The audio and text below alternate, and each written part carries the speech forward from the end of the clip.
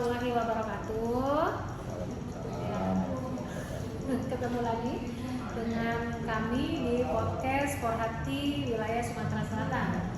Kalau kita tuh slogannya nyebut For Hati selalu di hati. Jadi di sebelah kita ini ada Bapak Jo Martin Chandra, namanya ini SH. Dinda. Jadi apa gelar kita ini sarjana hukum, master hukum, dan calon doktor hukum. Ya, alhamdulillah semoga dilancarkan oleh Allah ya studinya. Dan beliau ini merupakan ketua Komisi Informasi Provinsi Sumatera Selatan untuk periode yang kedua. Betul, alhamdulillah. Senang sekali kami For Hati Sumsel dikasih kesempatan ini manggil Dindo, KGC mana ya? Soalnya sudah ada apapun. Tidak apa-apa itu, tidak apa-apa. Memang Dindo nih ya. Iya, karena kita nih acaranya juga acara HMI ya, hijau hitam ya. Jadi izin kalau mungkin spesial manggil Dindo juga di podcast ini. Jadi kami dari For Hati Sumatera Selatan ini mengadakan podcast ya. Ini merupakan salah satu program kerja dari For Hati wilayah Sumatera Selatan untuk periode 2025 sampai 2026. Nah, kita berharap ini bisa berlanjut terus tentunya ya.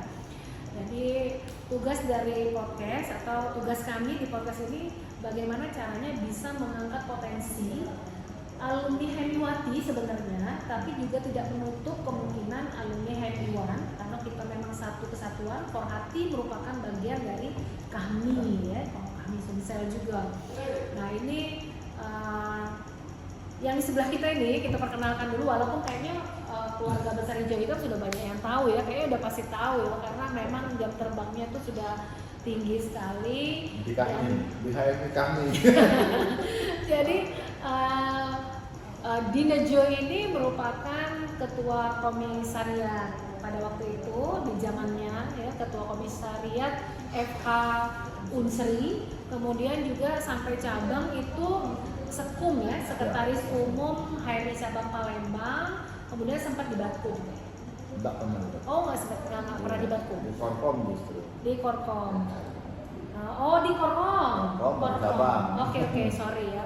Jadi sebenarnya kalau dari tampilan itu udah layak kepilih. Jadi tolong diceritakan lah gimana seorang Jo Martin gitu ya, pengacara, kemudian sekarang 2 periode di Komisi Informasi itu menurut Ayu ya, itu keren. Silakan kami serahkan. Senang berorganisasi ini sudah sejak SMA. Sudah waktu itu SMA 6. Jadi kebetulan ini dulu SMA Negeri Palembang dan waktu itu kenal HMI itu sejak SMA. Sejak SMA. Jadi kami itu di SMA 6 itu setiap bulan Ramadan ada namanya pesantren Hilal. Pesantren Ramadan. Nah, itu semua pengelolanya itu anak-anak HMI.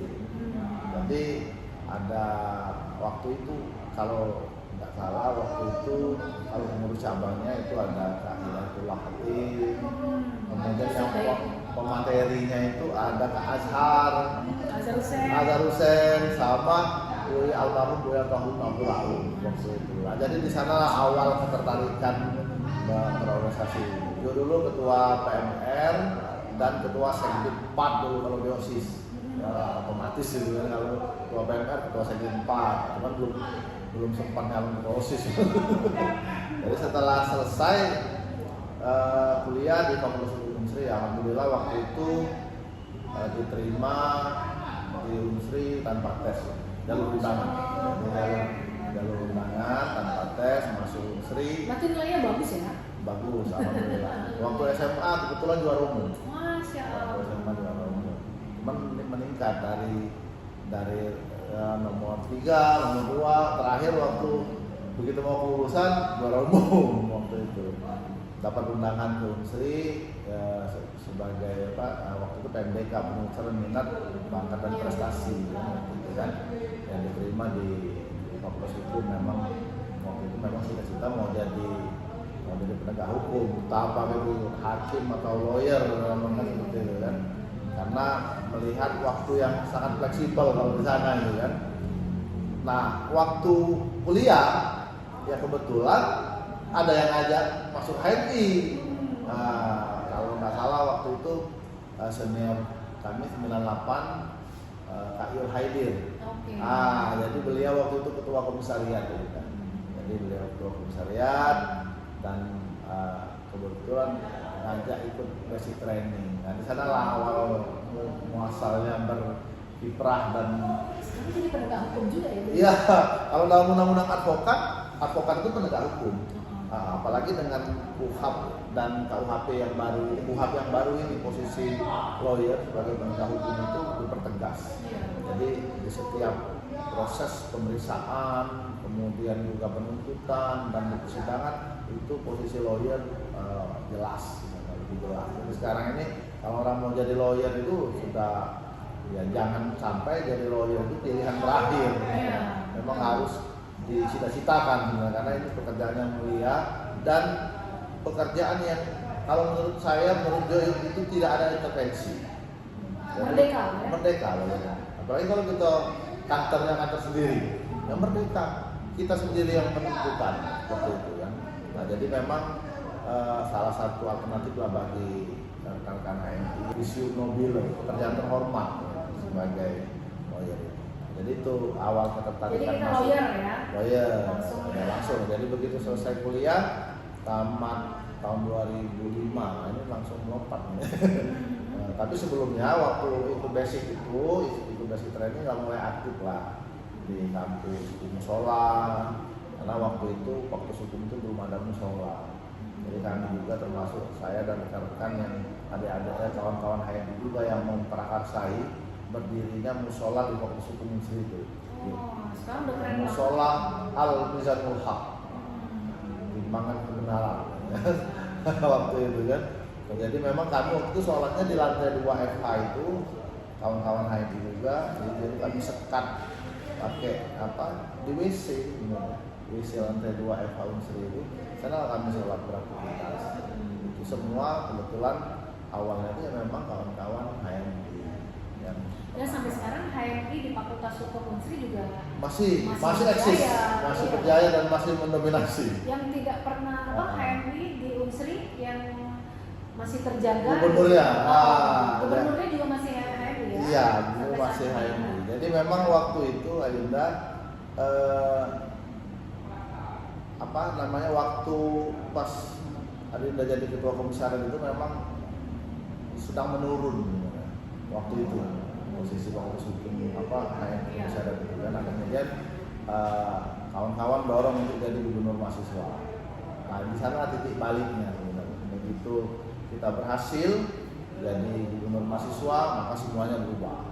Jadi sudah banyak yang ikut HMI, bahkan orang kalau mau masuk jadi pengurus BEM itu ya dalam tanda kutip harus ikut basic training dulu kalau zaman dia jadi gubernur mahasiswa dulu kan. HMI itu sudah mendarah daging. Sudah mendarah daging, Pak. Ya. Kemudian setelah di komisariat jadi sekretaris umum HMI Korkom Unsri. Waktu itu ketuanya Suwardi Abdillah dari FKIP. Ya, teman kedua aku. Ya Suwardi Abdillah Indah. Jadi satu periode di Korkom, kemudian lanjut di HMI Cabang Palembang. Di HMI Cabang Palembang pertama kali jadi Kabid PTKP, zamannya Ketum Tamah Jayadi dari Syariah. Kemudian di periode kedua Adinda dipercaya menjadi sekretaris umum HMI Cabang Palembang. Sebelum HMI Cabang Palembang itu mekar, jadi ada lagi HMI Cabang Indralaya satu. Nah itu jadi kami itu pengurus HMI Cabang Palembang yang terakhir waktu itu.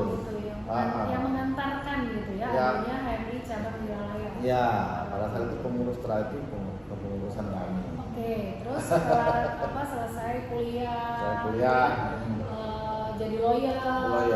Kemudian langsung karirnya langsung komisioner. Selain lawyer itu langsung komisi informasi. Kalau dulu ya aktifnya sih di lawyer dulu. Tahun berapa nih jadi komisioner? Kalau komisioner baru 2020. 2020. Periodenya 5 tahun kan? 4 tahun. 4 tahun. Jadi 2020, 2024, kemudian terpilih lagi untuk periode kedua 2024, 2028. Terpilih lagi periode kedua dan menjadi ketua Komisi Informasi. Ya, kalau sebelumnya ketua bidang penyelesaian sengketa. Nah ini mungkin untuk informasi juga ya buat warga hijau hitam dan masyarakat yang melihat podcast kita. Ini Komisi Informasi ini tugasnya apa sebenarnya? Ya, nah memang lembaga ini ya agak asing mungkin bagi sebagian orang, tetapi Komisi Informasi ini itu diatur dalam Undang-Undang Nomor 14 Tahun 2008 tentang Keterbukaan Informasi. Jadi memang awalnya lembaga ini dibentuk sebagai amanah dari Undang-Undang Keterbukaan Informasi yang menuntut agar badan publik itu transparan, terbuka dalam menyampaikan informasi. Kemudian juga Komisi Informasi ini dibentuk untuk menjamin hak masyarakat untuk memperoleh informasi terkait dengan proses penyelenggaraan negara. Nah, jadi memang sederhananya Komisi Informasi ini lembaga negara yang independen, yang mandiri, yang tugasnya menyelesaikan sengketa informasi. Jadi kalau ada persoalan sengketa informasi antara masyarakat dengan badan publik, dalam hal ini misalnya pemerintah provinsi, pemerintah kabupaten kota, bisa juga sekolah. Jadi kalau terjadi sengketa, masyarakat minta informasi tapi tidak dipenuhi, tidak diberikan, maka mengajukan penyelesaian sengketa informasinya di Komisi Informasi. Oh, jadi melaporkan ke Komisi Informasi gitu ya. Dan nanti baru Komisi Informasi bisa melakukan tindakan lebih lanjut. Ya, jadi kalau di dalam undang-undang itu kita akan panggil para pihak untuk sidang sengketa informasi. Jadi sebenarnya syarat untuk sidang sengketa informasi ini sebelumnya pemohon informasi ini harus terlebih dahulu bersurat secara prosedural. Jadi itu prosesnya itu masyarakat itu dia harus minta terlebih dahulu ke badan publik. Jadi badan publik ini ya seperti tadi sekolah, rumah sakit, kemudian juga pemerintah provinsi, pemerintah kabupaten kota. Prinsipnya lembaga atau badan yang mendapatkan pembiayaan yang bersumber dari APBN maupun APBD, atau lembaga yang mendapatkan sumbangan dari pihak lain. Nah, bisa juga yayasan misalnya. Yayasan itu bisa dimintakan informasi, itu terkategori dalam badan publik kalau dalam pengertian Undang-Undang 14 2008 ya, dalam ketentuan umum itu disampaikan seperti itu. Jadi memang sebenarnya banyak yang tidak tahu bahwa kita sebagai warga negara ini punya hak. Nah ini kalau misalnya kita mau mendapatkan informasi tentang realisasi belanja desa misalnya sebuah desa, itu boleh. Atau masyarakat mau minta informasi terkait penggunaan dana BOS, realisasi anggaran dinas misalnya, itu boleh. Nah yang paling sensitif ini anggaran, tetapi tidak hanya anggaran, semuanya. Jadi dalam kualifikasi informasi itu Yunda ada beberapa kategori. Pertama dia informasi yang berkala. Jadi informasi berkala ini informasi yang terkait dengan badan publik, misalnya kan informasi tentang struktur, organisasi, kelembagaan, program, misalnya, termasuk juga keuangan. Jadi di dalam badan publik itu semestinya dia harus menyampaikan informasi terkait dengan keuangan negara ini berkala selama 6 bulan sekali, itu diupload di web misalnya kan. Nah agar tidak terjadi sengketa informasi. Jadi masyarakat itu sebenarnya bisa langsung mengakses ke website masing-masing badan publik. Nah kalau memang sudah minta informasi dari kan, sudah minta informasi, kita bersurat secara resmi ditujukan kepada PPID, tidak direspon. Permohonan dan surat keberatan terlebih dahulu dari pemohon informasi. Jadi syarat mutlaknya itu baru mereka bisa mengajukan sengketa informasi ke kami Komisi Informasi. Ya. Nah, tapi kami terpilih 2020 karena memang ada telat 1 tahun pada saat itu, maka banyak kasus numpuk. Nah itu kami selesaikan lah. Nah di tahun ada yang sampai ini ke pengadilan? ada. berapa kasus? Ada. Jadi kalau ke pengadilan itu mereka itu keberatan dengan putusan Komisi Informasi. Jadi sudah saya bilang tadi. Yang keberatan itu biasanya pelapor atau yang dilaporkan? Bisa kedua-duanya. Misalnya kalau kami itu dianggap para pihak itu salah menerapkan hukum, maka ada koreksinya ya di PT UN tadi. Kalaupun memang masih belum puas dengan putusan PT UN, bisa langsung ke Mahkamah Agung. Baru setelah itu dia final dan mengikat, final dan belum. Tapi kalau hukumannya apa sih? Sebenarnya untuk para pelanggar informasi publik. Ya, jadi Ayunda, saya ini kebetulan kemarin waktu Magister S2 itu mengangkat tentang tindak pidana keterbukaan informasi dalam tesis saya. Pasnya ya? Pasnya. Jadi kan orang kan bertanya, sanksinya apa? Ada nggak sanksi pidananya?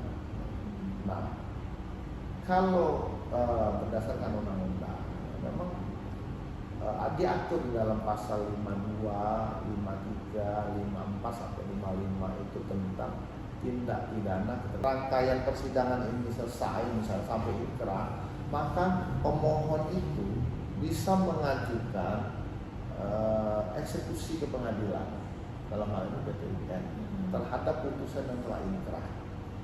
Ya, baru setelah itu, ketika badan publik masih juga tidak mau melaksanakan putusan, misalnya perintahnya memberikan informasi seluruhnya, misalnya kan, masih juga tidak dilaksanakan setelah ada eksekusi pengadilan. Setelah itu baru bisa dilaporkan tindak pidana ke kepolisian. Nah, jadi salah satunya putusan Komisi Informasi yang sudah inkrah tadi, ditambah lagi dengan eksekusi, penetapan eksekusi dari pengadilan, itu bisa dijadikan alat bukti untuk melapor ke kepolisian. Nah, dalam riset kemarin, waktu tesis kemarin, itu ada di beberapa tempat yang sudah menerapkan undang-undang terbuka informasi ini, 48 ini, dalam penegakan hukum terkait dengan tindak pidana keterbukaan informasi. Misalnya di Sleman, di Pengadilan Negeri Bangil, itu ada kades yang dipidana karena tidak mau memberikan informasi berupa surat keterangan tentang tanah.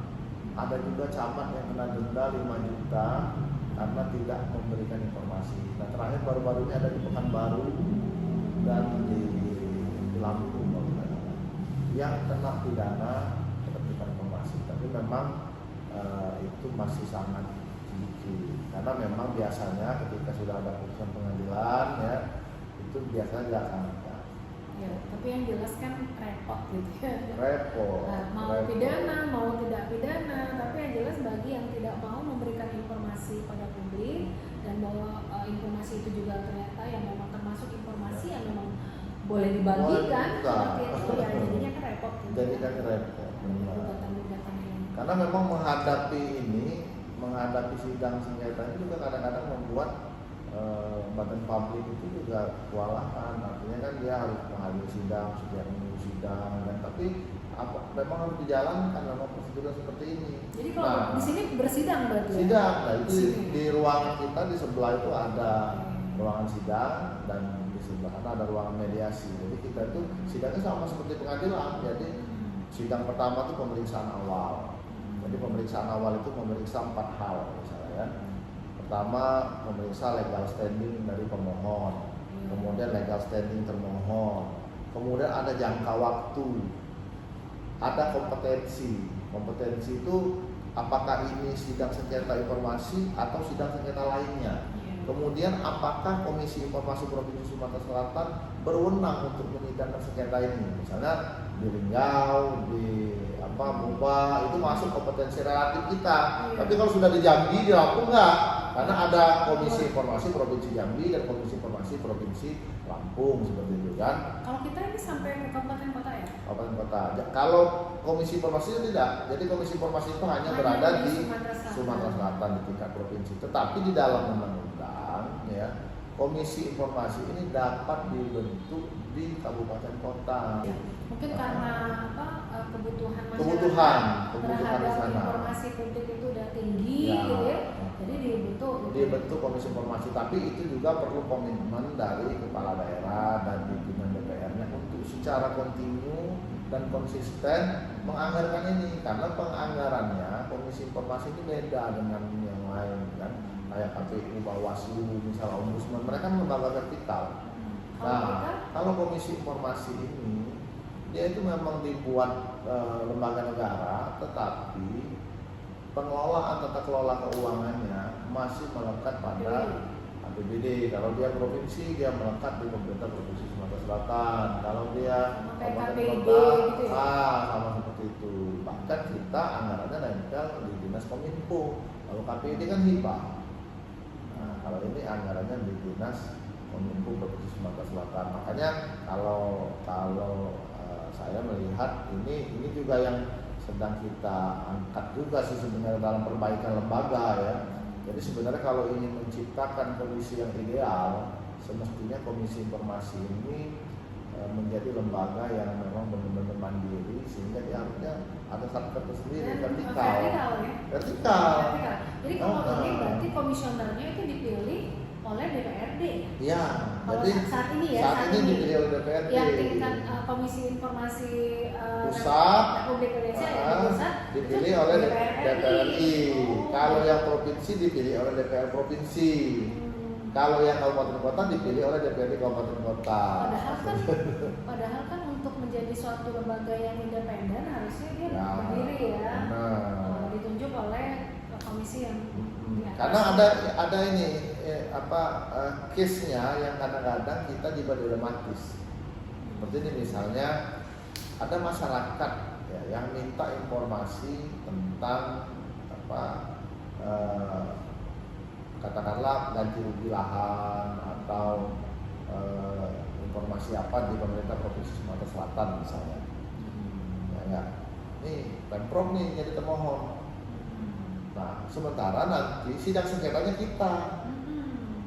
Ya kan? Kita dibiayai oleh sementara kita kalau nggak diteken Pak Gubernur, nggak cair tuh honor KI. Nah, kan di sana lah konflik kepentingannya. Harusnya dari presiden aja. Ya, orang nomor satu ya. Makanya, jadi saya sudah dan teman-teman Komisi Informasi se-Indonesia juga sudah berpikir bahwa ini sudah harus seperti itu. Ini kan udah 2 periode ya, di Komisi Informasi Sumsel. Berarti selanjutnya bisa ke Komisi Informasi Pusat ya. Nah ini kebetulan lagi seleksi. Masya Allah. Nah ini dengerin ya, keluarga besar hijau hitam ya, Kando Jo-nya ini ya, saya manggilnya Dinda, tapi mungkin yang lain kan banyak ini juga ya. Ini beliau sedang mengikuti seleksi komisioner Komisi Informasi di pusat. Ini semoga sukses, berhasil, dan tentunya dengan link yang dimiliki ini kan bisa memperjuangkan. Harusnya yang usaha. Ini harus berjuang gitu. Jadi ini memang jadi peningkatan untuk Komisi Informasi se-Indonesia kan. Alhamdulillah, tidak mudah juga. Pertama usia 40 tahun. Kedua pengalaman di bidang keterbukaan informasi ini usia 40. Kemudian juga banyak kelengkapan berkas. Iya, kalau di provinsi 35. Itu administratif itu tersaring lah sebanyak 378. Jadi cukup. Kita udah masuk itu ya?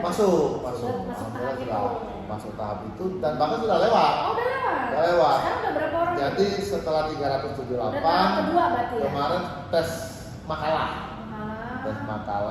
Jadi kita tuh disuruh bikin makalah, menyampaikan ide dan gagasan tentang keterbukaan ini di depan komputer tanpa internet.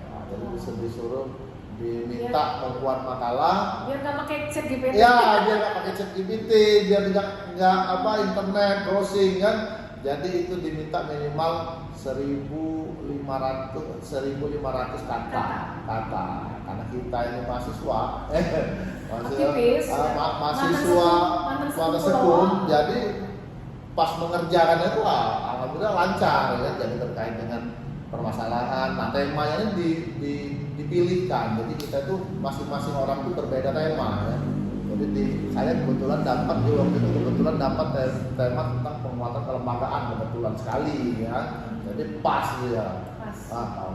Jadi apa yang ingin disampaikan, latar belakang berdirinya Komisi Informasi, rumusan masalah, sampai dengan pembahasan, bahkan pakai teori penegakan hukum kemarin ya. Biar kelihatan kan kandidat doktornya kan. Jadi pakai teori Lawrence Friedman kan, legal culture, legal structure, dan legal substance. Wah.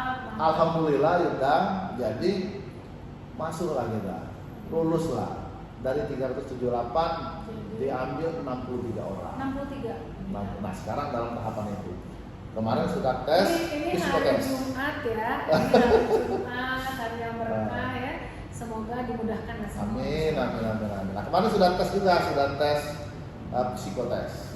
psikotes nanti tanggal 2 April pengumuman lagi menjadi 36. Habis 36 menjadi wawancara pansel 21 baru ke DPR. Di DPR RI ini. Di DPR seru nih. Insya Allah. Tapi mudah-mudahan lah. Ya, kalau takdir jodoh nggak kemana, yang penting ikhtiarnya kan udah keren banget.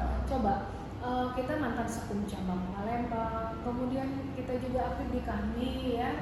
Kemudian di Munas juga beberapa kali Munas ya ikutnya kan. Ya, kalau di KAHMI dari zaman Kanda Amiruddin Inut. Dari ya itu. Jadi periode kedua tadi. Jadi periode kedua Kanda Amiruddin almarhum, Adinda wakil sekretaris. Wakil sekretaris di Pak Bidangnya. Kemudian zamannya setelah itu Kanda Jonsi Muhammad, ketum yang pertama itu ketua bidang hukum. Sudah ketua sampai sekarang juga ya, ketua. Sekarang ketua bidang organisasi. Periode kedua Kanda Jonsi Muhammad. Ketua menginventaris MD ya yang ini banyak yang caretaker juga ya kami ya. Kemarin baru satu yang caretaker ini baru Oke. Baru satu. Kalau yang lain masih itu di Mei. Jadi kami sudah mengingatkan kepada MD yang rata-rata habisnya di bulan Juni, bulan Mei itu segera melaksanakan musda. Kalau pada waktunya masih belum musda, kita akan tegas. Karena nggak bisa jadi peserta muswil dong kalau periodisasinya sudah berakhir. Nah, makanya harus segera musda. Tentang Komisi Informasi ya. Nah sekarang kita ngomong ke KAHMI. Karena kan tahun 2026 ini kita akan melakukan musyawarah wilayah Sumatera Selatan. Pun pemimpin di KAHMI kita berharap bisa membuat KAHMI Sumatera Selatan itu menjadi lebih guyup lagi, kemudian menjadi lebih eksis dalam hal kemanfaatannya untuk masyarakat luas dan terutama sebenarnya kepada alumni HMI yang tersebar di Sumatera Selatan. Itu harapan kita. Tapi dari Jode ya, ini kan kita mulai lagi nih. Kalau sudah mulai mau muslim, mau musda gitu kan biasa kita kan, pasti kita mikir presidium ataukah presidensial. Kemarin kan sempat juga kan mau presidium atau presidensial. Ini sebenarnya kalau di daerah ini yang lebih tepat gitu ya. Ini yang mana gitu menurut ini Bapak Komisioner yang juga merupakan Ketua Komisi Informasi. Ya, jadi kalau kita berbicara tentang bentuk organisasi, ya, jadi kan di dalam anggaran dasar kami itu untuk kami nasional itu Majelis Nasional berbentuk presidium, tidak ada pilihan. Tidak ada pilihan. Ya, jadi nasional itu nggak boleh presidensial, jadi dia harus presidium. Nah, untuk di daerah, baik itu di wilayah maupun di majelis daerah, itu diperkenankan untuk memilih apakah kita mau presidium atau mau presidensial. Kalau dia presidium, dia ada pimpinan kolektif. Kalau di majelis wilayah itu 7 orang, kalau di majelis daerah 5 orang. Jadi pimpinan kolektif seperti itu. Nah, baru di bawahnya struktural mengurus. Ya, nah, jadi memang masing-masing tentunya punya kelemahan dan kelebihan. Nah, tinggal lagi kita yang melihat kebutuhan seperti apa. Kalau misalnya di Sumatera Selatan saja yang hari ini ya di jajaran majelis daerah itu ada beberapa daerah yang presidium. Ya, presidium. Jadi kepemimpinan kolektif. Misalnya Palembang itu kolektif. Kalau tidak salah sekarang Kanda Bambang Indro Konoyo, kemudian Kanda Lukman Apandi, ada Pendi Andi Pratama, ada Rati Pahanu, Oku Timur juga berbentuk presidium. Jadi sekarang ini Iman Sulaiman koordinator presidiumnya. Sebelumnya pernah Kak Nardianto, kemudian juga Ali Mustafa dan lainnya. Nah, yang presidium yang lainnya itu Banyuasin juga presidium. Jadi memang di bawah ini ya sudah mulai banyak yang presidium juga, kan? Tetapi memang kadang-kala kita itu kalau kami wilayah tetap di presidensil ya. Kami wilayah itu dari zamannya bahkan tidak pernah kami wilayah tidak pernah presidium, mulai dari yang Jo ketahui yang mulai Jo ikut aktif di kami mulai dari zamannya Kak Mahyudin, kemudian juga Kak Inut 2 periode, Kak Bensi 2 periode, kita selalu presidensil karena keunggulan presidensil itu ya mungkin lebih cepat dalam mengambil keputusan, lebih mudah dalam berkoordinasi. Itu salah satu. Kita juga tidak bisa melihat bahwa presidium itu salah. Itu pilihan saja sebenarnya. Dan sebenarnya nggak ada yang salah. Nggak ada yang salah karena diperbolehkan. Dasarnya diperbolehkan. Hanya memang betul tadi kadang kita ini juga butuh sosok ya, pemimpin yang memang bisa menjadi perekat gitu ya, yang perekat persatuan ini lah. Dipikir awalnya kan presidium itu mungkin bisa merekatkan lebih banyak alumni yang aktif gitu kan. Tapi ternyata tidak juga. Makanya nanti kita ini kan kalau sekarang nanti kan Muswil ini bulan 11 nih. Muswil bulan 11. Nah, tetapi kita akan melaksanakan terlebih dahulu pramuswil. Kemungkinan di bulan Agustus atau September nanti pramuswil. Jadi segala sesuatu yang berkaitan dengan bentuk organisasi, tata tertib dan lain-lain itu akan dibahas terlebih dahulu di pramuswil. Termasuk kita punya dewan penasehat sama dewan pembina ya. Benar, tapi tetap ada mekanismenya. Kalau dulu kan waktu biasanya kan langsung muswil, langsung bahas program, langsung pilih ketua, langsung bentuk ini, sehingga biasanya pada akhirnya itu nanti program kerja akan dirumuskan oleh tim perumus. Karena agenda utamanya pemilihan ketua umum biasanya. Dibikin sama Majelis Nasional berdasarkan kesepakatan kita di Palu kemarin, dituangkan dalam ADART, akan ada pramuswil dan nanti ada tim seleksi, Bunda. Jadi mau jadi ketua kami itu harus daftar di tim sel, nanti dibentuk tim seleksinya. Untuk di 2026 tidak bisa muncul pada saat muswil nanti. Jadi nanti juga pengennya seperti itu. Dan udah bahas dengan dewan pembina gitu sama penasehat supaya memang jangan asal maju juga kata asal mau gitu. Atau sebenarnya kadang hampir kalau di kita itu kayak gini nih, Joja kalau ditanya nah ini salah satu calon gitu kan, berarti kan ada yang menyebut kan nama, tetapi pasti nggak mau. Hampir karena seperti itu ditanya saat ini kan rata-rata por hati tambah lagi. Makanya ya enggak, dalam kita bentuk tim seleksi itu untuk memastikan, misalnya kita sudah tetapkan nih bentuk bentuk organisasi ini nanti seperti apa kami di dalam pramuswil itu, apakah nanti akan presidensil atau presidium, itu diputuskan nanti. Nah setelah itu baru di pramuswil Nanti pada waktu muslim tinggal menjalankan saja. Nah begitu itu sudah diputuskan. Jadi nggak panjang Nggak bahas panjang. presidensial. Benar. Termasuk juga nanti apa namanya setelah itu tim sel ini. Rekomendasi harapan itu juga mungkin bisa Iya langsung dibahas sebelumnya. Nanti pada saat muslim itu hanya kita melakukan pemilihan ketua umum. Ketua saja. Oh, itu keren, mantap. Jadi walaupun bisa aja misalnya aklamasi gitu ya. Bisa. Kalau misalnya tim seleksi calonnya cuma satu, ya bisa aklamasi. Ketentuannya seperti itu. Nah cuman kan kalau menurut Joe itu ada berapa ya, banyak gitu ya. Tapi kalau menurut Joe banyak lah yang musim ini. Kita tidak kekurangan calon ketua umum enggak.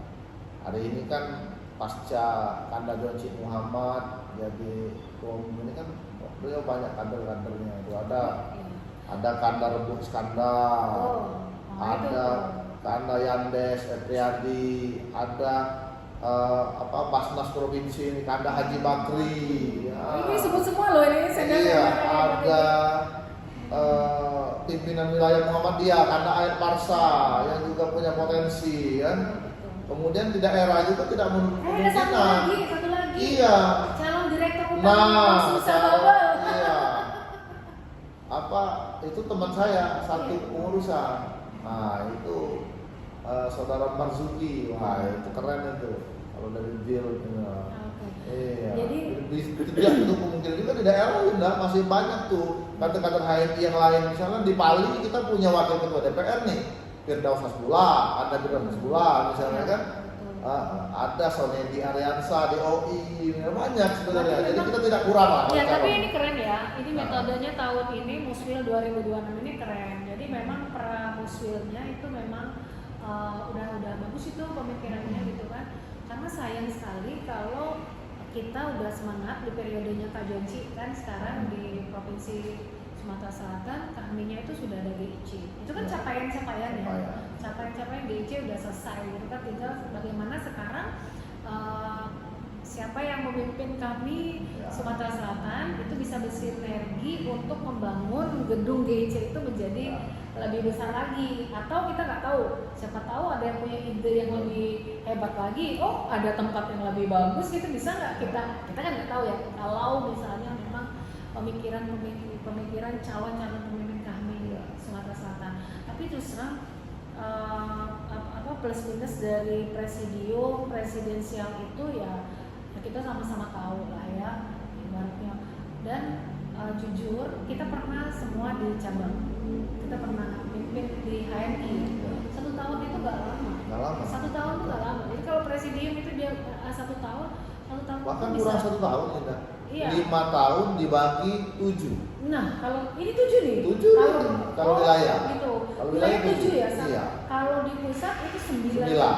Pusat 9, wilayah 7. Nah, itu pembagiannya nanti agak tahu sendiri kan kalau kita di Sumatera Selatan. Artinya kalau 5 dibagi 7 itu nggak sampai setahun kan? Nah, kalau bisa bersinergi, kemudian saling melanjutkan program-program yang ada itu oke ya, itu keren gitu. Nah, hanya memang kalau misalnya tidak sinerginya kurang gitu kan, kemudian tidak bisa saling melanjutkan program yang ada gitu kan, nanti takutnya programnya diambil pula jadi program pribadi. Makanya kita sangat berterima kasih lah, artinya kami di 10 tahun terakhir ini Bunda ya progresnya ada. Tadi sudah sampaikan kan bahwa kita hari ini sudah punya Geraha Insancita Sriwijaya sebagai wadah, sebagai tempat untuk kita terus berhimpun ya. Nah bahkan Kanda Ketua Umum Pak Jonci Muhammad itu kita pengurus juga sudah rapat kemarin, kita menghibahkan kurang lebih 300 meter persegi itu untuk adik-adik HMI di belakang GIC. Jadi tanah GIC itu totalnya kurang lebih 800. Jadi 300 kurang lebih 300 meter itu kita hibahkan kepada adik-adik HMI untuk dibangun gedung HMI cabang Palembang. Dan kebetulan Bunda setelah kemarin secara formal sudah kita hibahkan, itu langsung kita minta Prof. Idris untuk menjadi ketua tim pembangunan gedung HMI. Nanti HMI itu dapat tanah beserta gedungnya langsung. Nah, kebetulan Adinda jadi sekretaris panitia membangun gedung HMI Tunjung.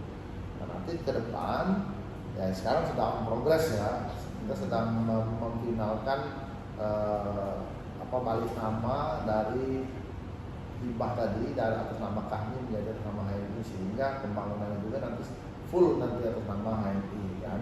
Nah, untuk gedung kantinnya kemarin kita rapat pengurus itu mungkin akan kita bangun dengan model yang hari ini ya cukup baik juga menurut kami kemarin itu kita bangun masjid juga. Karena di sana masjid itu yang paling dekat pas DPR jauh kan. Nah, jadi kita bangun masjid, di bawahnya kita bikin kantor. Ya. Artinya plan ini kan memang udah bagus banget. Udah bagus. Ya.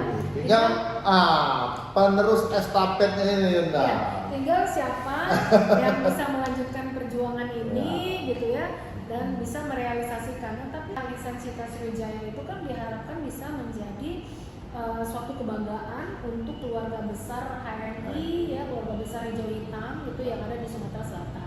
Juga sudah berpesan juga dengan kami kemarin waktu kita buka puasa bersama kemarin, saya tetap berada untuk mensupport ini.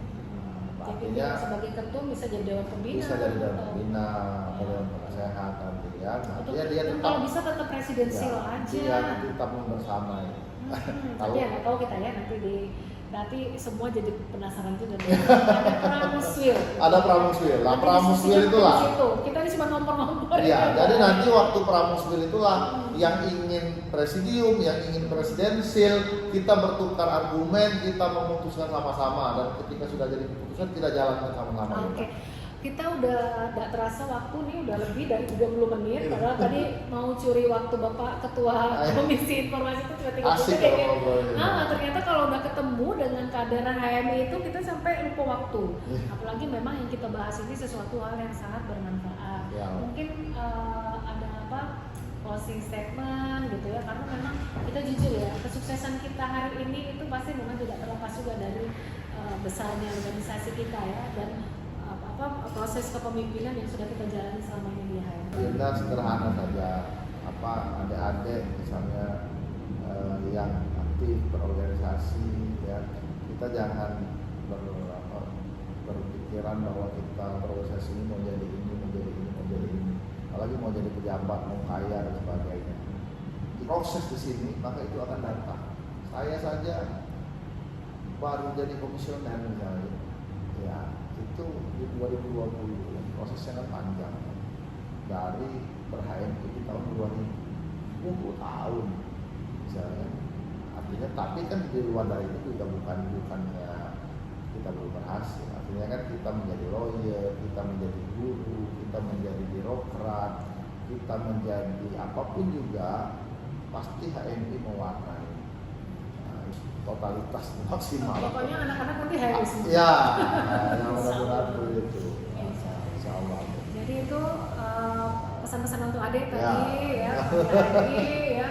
Ya kita juga nggak merasa bahwa kita udah sukses atau lebih baik daripada orang lain ya sebenarnya. Tapi memang benar tadi yang disampaikan, jangan buru-buru lah pengen ngejar materi atau pengen ngejar jabatan. Tapi yang jelas memang kita diciptakan oleh Allah itu untuk bisa menjadi khalifah dan memberikan manfaat bagi masyarakat banyak ya, dan sebaik-baik manusia ya yang paling banyak manfaatnya untuk orang lain. Itu dulu mungkin Pak. Siap, makasih ya Yunda. Kami terima kasih Pak Bisa sudah dikasih waktu ya untuk melakukan podcast.